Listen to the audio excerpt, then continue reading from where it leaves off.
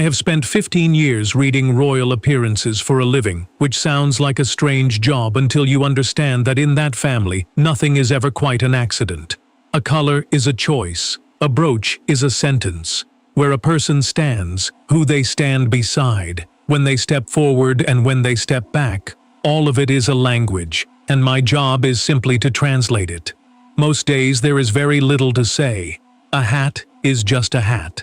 But once in a while, a royal walks into a room and, without ever opening their mouth, says something so clear and so deliberate that the whole country seems to hear it at once. I watched it happen one grey morning, and I have never forgotten it. The royal was Princess Catherine. She had walked into one of the most important public occasions of the year at a moment when the monarchy was under a heavy cloud. For weeks, the headlines had been full of rumors that the family was fracturing, that the crown was losing its way, that the whole institution was quietly falling apart. The public mood had turned uncertain and anxious, and into all of that doubt walked Catherine, calm and composed, at an occasion where every camera in the country was pointed at her. She did not give a speech. She did not issue a denial. She simply appeared, carried herself in a certain way, and made one small, deliberate gesture that no one had scripted. And by that afternoon, every royal commentator in the country was saying the same thing. Catherine had just sent a powerful message, and she had done it without speaking a single word. Before we go deeper into what this really means for the royal family, make sure to like this video and subscribe so you do not miss a single update. To understand why one quiet appearance mattered so much, you have to understand the storm it walked into. The weeks before had been some of the hardest the family had faced in years. A run of bad headlines had blurred together into a single damaging story, the story of a monarchy in trouble.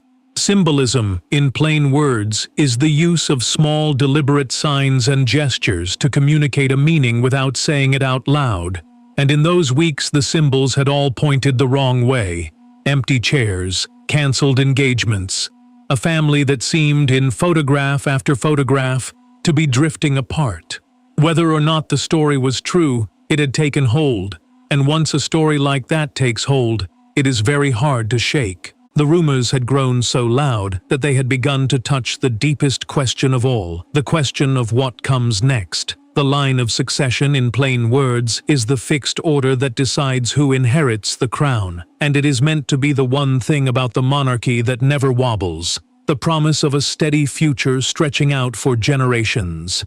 But the season of bad headlines had made even that feel uncertain. If the family was fracturing now, people wondered, what would become of it in the years to come? A monarchy is held together, more than anything, by the public's quiet confidence that it will endure. And that confidence, for the first time in a long while, had begun to shake. Some of the doubt had been actively fed, which made it harder to fight. To brief the press, in plain words, is to quietly pass information to reporters without being named as the source. And in a difficult season, briefings tend to multiply. Anonymous voices, some inside the wider circle of the household, had whispered their own versions of events to friendly journalists, each one adding a little more fuel to the story of division. No single briefing was damning. Together they built a picture, and the palace, trying to hold a united front, found itself fighting not only the rumors in the papers but the quiet whispers behind them. Inside the palace, the anxiety was real. According to a documented household account later shared with senior aides, the family and its advisors spent long, tense days trying to decide how to answer the rumors of division. The mood of the country, in plain words, is the general feeling of the public at a given moment, and just then that mood was slipping toward doubt. People were beginning to wonder out loud whether the monarchy was as steady as it had always seemed. And the palace knew that once the public loses confidence in the crown's stability, that confidence is not easily won back. The anxiety showed itself differently in everyone close to the matter. The advisors argued in circles, unable to agree. The older courtiers grew quiet and grave, having seen how quickly public trust could crumble. William felt the strain most personally, watching his family painted as something it was not, and Catherine, alone among them, stayed strangely calm because she had already begun to see a way through that the others had missed. The advisors were split, as advisors always are. According to a private palace briefing, one group wanted to fight the rumors head-on, with a strong public statement denying the division and insisting the family was united. A palace statement in plain words is an official message released to shape how the public understands a sensitive matter, and they believed a firm one was the only way to kill the story. But others warned that a denial would only make things worse. You cannot deny a rift, they argued, without confirming that there is a story about a rift in the first place. Every word of protest would simply keep the rumor alive. The palace was trapped between saying too much and saying nothing at all. It was Catherine who quietly found the third way. According to a recorded conversation kept by a senior aide, the princess listened to the whole anxious debate and then offered a view that cut straight through it. She did not think the answer was a statement, and she did not think the answer was silence. She thought the answer was to be seen, not to argue that the family was steady, but to show it, calmly and without fuss, in a way no denial ever could. When a nervous advisor pressed her, insisting the palace had to say something, Catherine gave the reply that settled the matter. "You do not calm a storm by shouting," Catherine said. "You stand still." The room went quiet, because everyone in it understood at once that she was right. The rumors were noise, and you cannot beat noise with more noise, but you can beat it with steadiness, with the simple, undeniable sight of a family carrying on, doing its duty, standing together, unbothered by the storm around it. A powerful message, Catherine understood, does not always need words. Sometimes it only needs a person willing to walk calmly into the center of the doubt and, by her very presence, prove it wrong. So Catherine prepared, though preparing is perhaps the wrong word because there was nothing to rehearse. According to an internal note later circulated among private secretaries, the princess made only a few quiet decisions about the coming occasion. She would appear composed, no matter what she was feeling underneath. She would stand with the family, visibly and warmly, and she would use the moment not to draw attention to herself, but to point it somewhere far more reassuring. The whole strategy, if it could even be called that, rested on a single idea. Let the country see continuity, and the rumors of collapse would answer themselves. The occasion, when it came, was a solemn national one, the kind of event steeped in history where the whole country watches and every small detail is noticed. A royal engagement, in plain words, is an official public duty, but this was more than that. It was a stage and everyone knew it. The cameras were waiting for any sign of the division the headlines had promised. A cold glance, a stiff distance, a family holding itself apart. The commentators were poised to read tension into the smallest gesture, and into that charged and watchful silence, Catherine walked, calm as still water. Every part of such an occasion is governed by rules that carry meaning. Protocol, in plain words, is the strict order that decides who enters when, who stands where, and how a royal event unfolds. And to those who understand it, protocol tells a story all its own. On this day, the protocol offered 100 small chances for the rumors to be confirmed, 100 moments where a real rift would have shown itself, in a hesitation, a gap, a coldness between people who were meant to stand together. The watchers knew exactly where to look. That was precisely why Catherine's flawless ease mattered so much. She turned every one of those dangerous moments into quiet proof of the opposite. From the first moment, she gave the waiting cameras nothing to feed the rumor with. Catherine moved through the occasion with a quiet, unhurried composure. Composure, in plain words, is the calm control a person keeps over themselves in a difficult moment, and Catherine's was flawless. She was warm where warmth was needed, and still where stillness was needed. She showed no sign of the strain the family had been under, no crack, no tension, nothing the watchers could seize upon. And simply by being so completely steady, she began, without a word, to unpick the story of a monarchy falling apart. The watching experts noticed the change almost at once. The commentators who had come to narrate division found less and less to point to. The photographers hunting for a cold moment kept missing it. The reporters who had prepared stories of a family at war watched those stories quietly fall apart in front of them. And the public, tuning in half expecting to see the collapse the headlines had promised, saw instead something calm and warm and entirely steady. What almost no one watching understood was the cost of it. Catherine was not steady that day because the pressure was small. She was steady in spite of the pressure being enormous. She, more than anyone in that family, had felt the sharp edge of the recent months, the whispers, the scrutiny, the sense of being watched for any sign of weakness. She had every reason to be tense, guarded, or brittle, and yet she chose, deliberately and at great personal effort, to be none of those things, because she understood that the family needed her calm far more than it needed her comfort. The composure the cameras saw was not the absence of strain. It was strain mastered, quietly, so that a whole country could feel safe. And that, though the viewers could not see it, was perhaps the most powerful part of the whole message.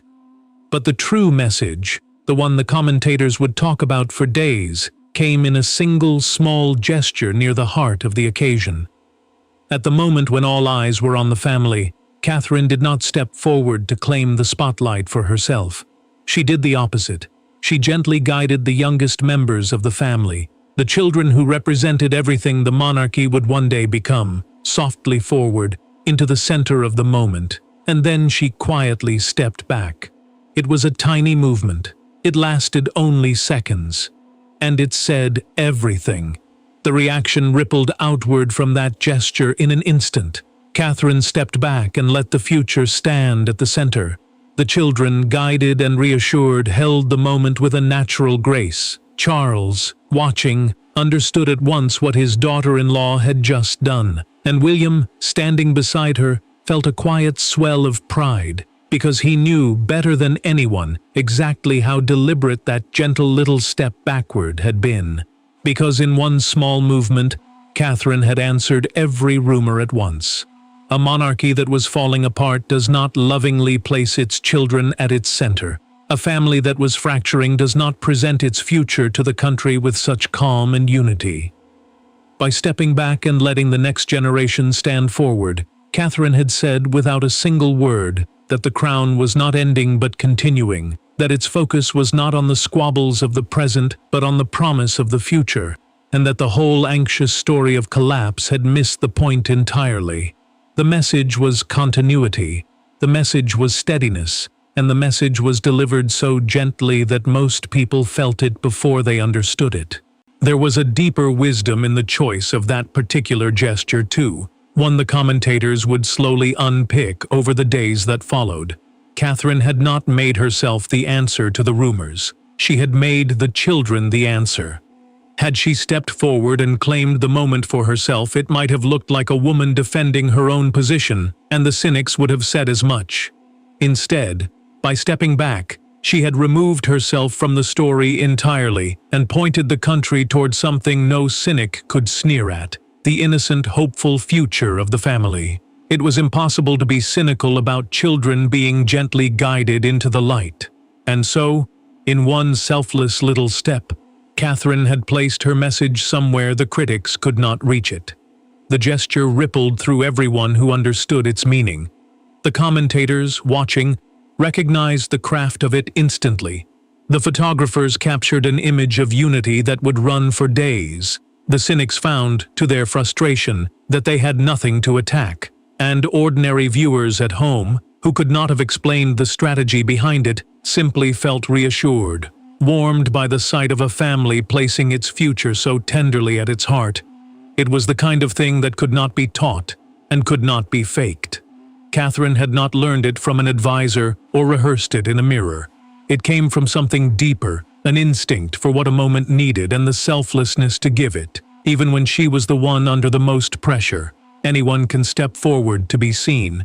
It takes a rare kind of person to step back on purpose at the very moment the whole world is watching, and to trust that the message will be all the stronger for her absence from the center of it. That, more than anything, was what the commentators found so remarkable. To understand how completely it worked, you have to see it through the eyes of the people whose job it is to read these things. A royal commentator, in plain words, is an expert who studies the family closely and explains the meaning behind what they do, and the commentators saw it immediately. They had come expecting to narrate a story of division. Instead, they found themselves describing a masterclass in quiet reassurance. One after another, they reached for the same conclusion. Catherine had not answered the rumors. She had made them irrelevant. The turn in the coverage was swift and striking. The very commentators who had spent weeks discussing a monarchy in trouble now spent the afternoon discussing the poise of a princess who had steadied it. "She did not answer the rumors," one commentator said. "She made them look ridiculous." Another noted that in a single appearance, Catherine had said everything 100 statements never could. The story the palace had been unable to kill with words had been quietly dissolved by a woman who understood that some messages are far too important to be spoken aloud. What struck the experts most was how deliberate it had all clearly been. These were people who had watched thousands of royal appearances, and they knew the difference between a happy accident and a decision. Everything about Catherine's conduct, they agreed, had the quiet fingerprints of intention on it. The timing of the gesture, the choice to step back rather than forward, the flawless composure held for hours under enormous strain. None of it was luck. It was a message, carefully composed and precisely delivered, in a language the royal family had used for centuries, but that few of its members had ever spoken so fluently. Catherine, the commentators realized, had not stumbled into a good moment.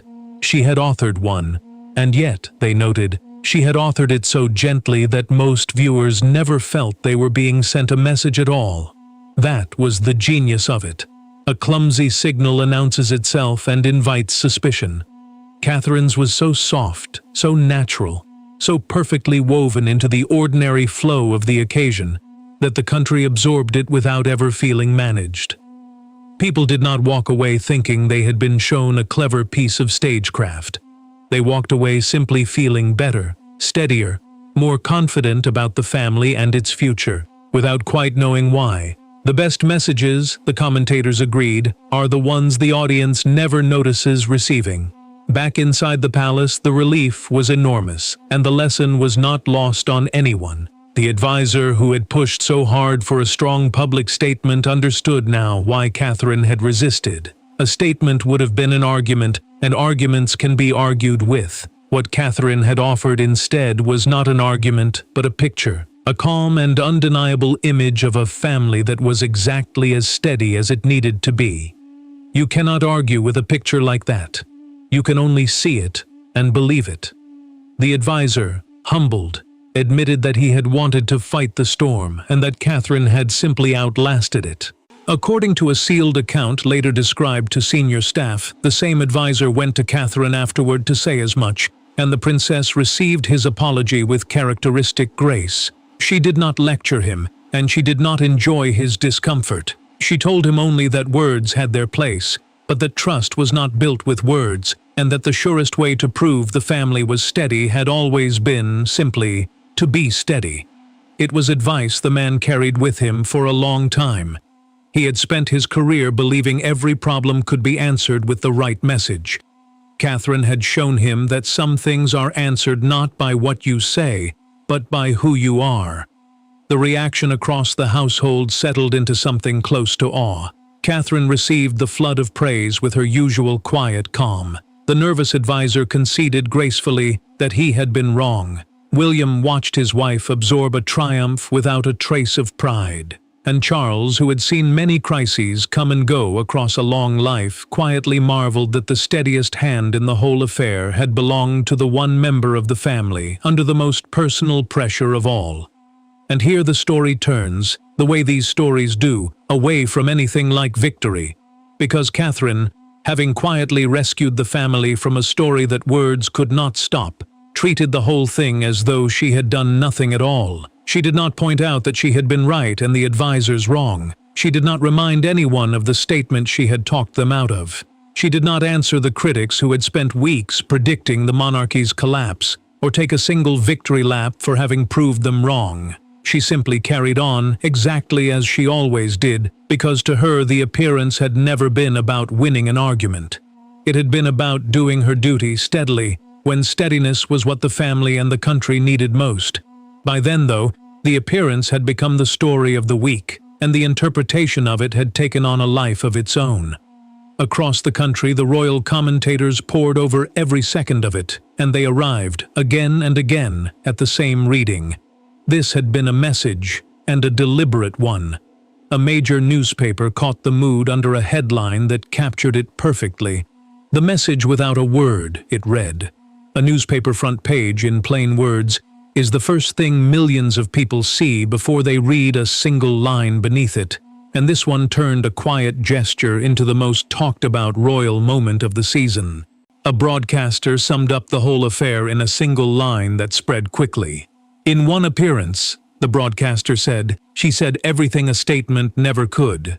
That sentence captured exactly why the moment had landed so hard. For weeks, the country had been told a story of a monarchy in decline, and no official denial had been able to shake it. Then a woman walked calmly into a solemn occasion, placed the future gently at its center, and quietly proved the entire story wrong, all without uttering a word of protest. The commentators had spent years learning to read the family's silent language. Catherine had just given them the clearest sentence any of them had ever seen. The experts kept returning in particular to how she had carried herself. Body language, in plain words, is the way a person's posture, movements, and expressions communicate feeling without any words at all. And Catherine's, the commentators agreed, had been a quiet masterpiece. There was no tension in her shoulders, no coldness in her glances, no distance between her and the family she was said to be at odds with. Instead, there was warmth, ease, and an unshakable calm. To people trained to read these signals for a living, her body had told a story her mouth never needed to.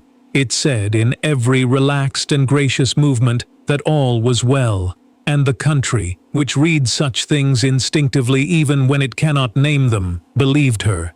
The public sentiment settled into a quiet, steadying confidence.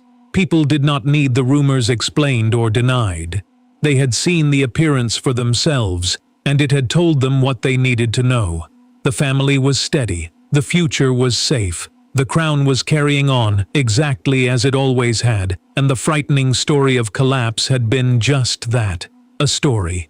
Catherine had not lectured the country back into confidence. She had simply shown it something reassuring and let it draw its own conclusions, which is the only kind of reassurance that ever truly lasts. When the noise settled, the cloud that had hung over the family for weeks had lifted, and it had lifted without a single statement being issued. The rumors of division faded, starved of the oxygen that a public argument would have given them. The monarchy looked steady again, because it had been shown to be steady, calmly and without fuss, by the one person who understood that the strongest answer to noise is not louder noise, but quiet, unshakable steadiness. And Catherine, having sent the most powerful message of the year, went back to work as though she had done nothing remarkable at all. That was the truth the whole affair was built on. The most powerful messages are rarely the loudest ones. A denial can be doubted. A statement can be argued with. A grand speech can be picked apart word by word. But a calm and steady presence, offered at exactly the right moment, cannot be argued with at all because it is not a claim to be tested, but a fact to be seen. Catherine understood this instinctively, the way she seemed to understand so many things, quietly and without needing to explain them. She did not tell the country the monarchy was steady. She simply was steady, in front of everyone, and let that be the whole message. There is a lesson in that which reaches far beyond palaces and crowns. Almost everyone at some point faces a moment when they are doubted, whispered about, or written off, and almost everyone's first instinct is to argue back, to explain, to defend themselves loudly against the story being told about them. Catherine's quiet triumph was a reminder that this instinct is often wrong. The loudest defense can look like guilt. The angriest denial can sound like fear. And very often the strongest possible answer to being doubted is simply to carry on, calmly and well, and let your steadiness speak for you. People believe what they see far more than what they are told. Catherine understood that, and she trusted it completely, and it did not let her down. It also said something about the kind of strength that too often goes unnoticed. The world tends to admire the bold gesture, the fiery speech, the dramatic stand. It is slower to notice the quieter strength of the person who stays calm when everything around them is chaos, who holds steady when others panic, who answers a storm not with thunder of their own but with an unshakable stillness. That strength is harder, not easier, than the loud kind. And Catherine had shown it at the exact moment her family needed it most, under a level of personal pressure that would have cracked a great many people. She did not crack. She simply stood still, and in standing still, she held the whole family up. That is why the royal commentators believed Catherine's latest appearance sent a message so powerful, and why they were right. She had walked into a storm of doubt and answered it not with words, but with poise, with continuity, and with a single gentle gesture that placed the future at the heart of the family for all the world to see. She asked for no applause and offered no explanation. She simply stood still while the storm raged, and let her stillness say the thing that no statement ever could. In the end, that was the most powerful message of all. Not a word spoken, and a whole country reassured. Thanks for watching. If this story moved you, please do not forget to like and subscribe, and we will see you in the next one.